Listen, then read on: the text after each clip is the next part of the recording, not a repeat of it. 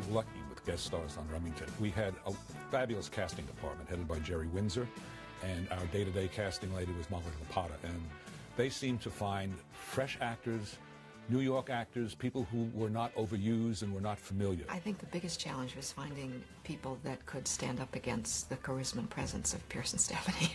Ever been kissed by a sperm whale? Not without protection. And because the shows were built around a single guest star, or a couple of those guest stars, you had somebody that had the charisma and the presence, the deft comedy touch that they had to keep people interested in the story. A plant's a living, breathing thing.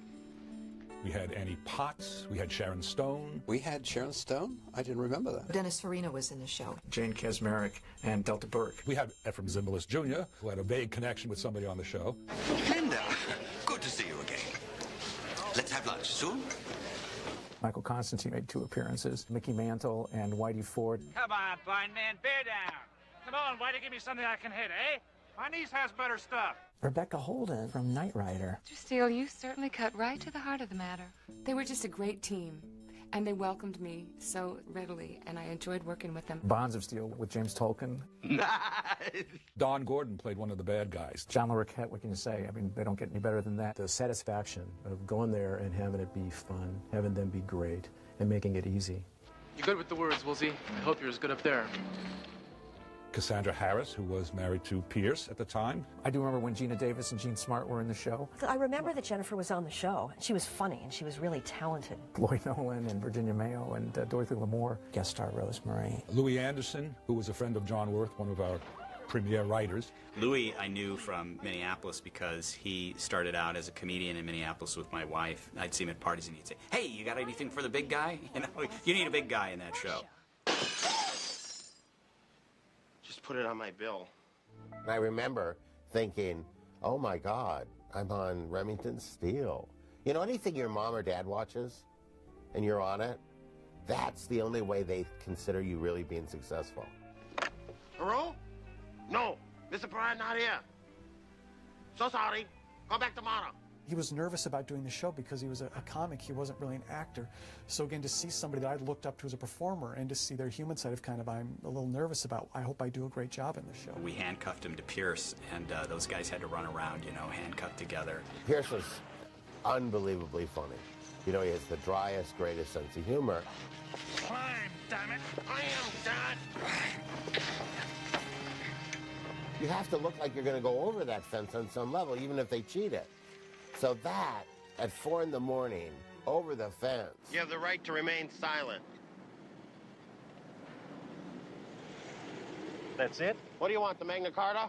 Let's go, pal. They were such hard workers, Stephanie and Pierce, that you could not help but to have fun. The horse wasn't thrilled to see me, you know. How often does a horse duck when you show up? I always wanted to be a jockey, though. You know, too tall. Oh, God, he knows. Shut up, Bing, shut up. Louis just brought him to life and was somebody that we all wanted to write for and bring back because he just was a big bundle of energy. I remember bonding quite a bit with Stephanie. There was a really sweet side to her. And then during lunch, her father baptized me. By heaven, it's good to see you again. It's been too long, far too long. We'd been looking for something for Stephanie's dad, and that worked out very well. He obviously didn't audition for that. I actually remember to this day working with Ephraim and watching him and saying, that's a pro, and from that point forward I knew what a pro was. Linda, what a pleasant surprise. It's still Laura. And he displayed a gift for comedy and for self-parody a bit also that I don't think anybody had really tapped before. What a joy it was to see the two of them work together, and you could see the mutual admiration and respect that she had for her father and how proud he was of her, and just a gracious, kind man. The man you call Remington Steele is my son. We all loved him. He's so easy, and he's been doing all of this a lot longer than we have, so he's very easygoing and sweet and charming and talented.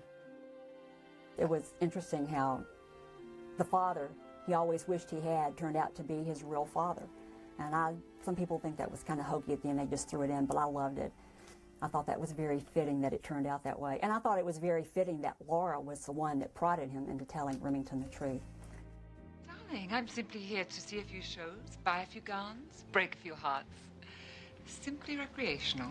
Cassandra Harris, Pierce's first wife, was a joy to watch working with Pierce because she had been instrumental in his career, really, encouraging him to come to America and basically helping him land the series. And so then to see the two of them working together, she had been sort of the woman behind the man. She was a Bond girl at one point, but she was very nervous, extremely nervous. But once she got before the camera, it was like flicking on a switch. A kind of icy calm came over her, and she was absolutely terrific. I mean, if you see her performance, I think she nailed it, right on the nose. Hold my oysters, Rockefeller, for the nuns. Bless you. We also had Michael Constantine, and he played George E. Mulch, and he had get-rich-quick schemes. If we ever get out of this alive, George, I'm going to kill you. That's fair. I just remember growing up watching Room 222, and I was like, I don't know, 25 or 26 when I was writing this episode.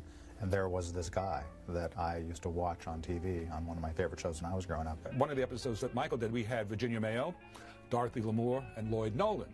And he was trying to get them in some kind of a scheme. He was going to have Virginia Mayo mayonnaise. You want to make a sandwich. You reach for that bright, shiny bottle of Virginia Mayo. Of course. We were always trying to get famous people on the show. I know I was constantly trying to find old movie stars. That was a great pleasure. I mean, they'd all been terrific stars in their day, and they still carried with them a lot of that old Hollywood appeal.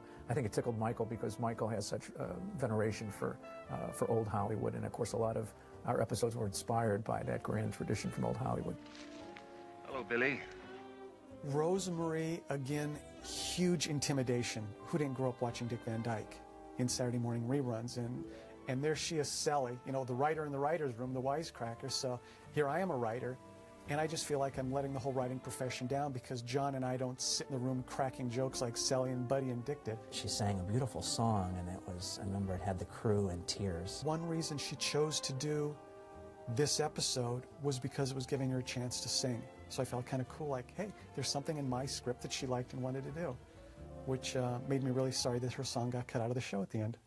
I'm an avid reader. What say we start the first chapter?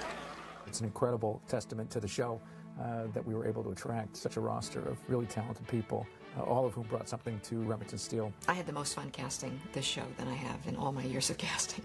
And everybody wanted to do the show because they could be beautiful, wearing beautiful clothes and saying funny things with pretty people.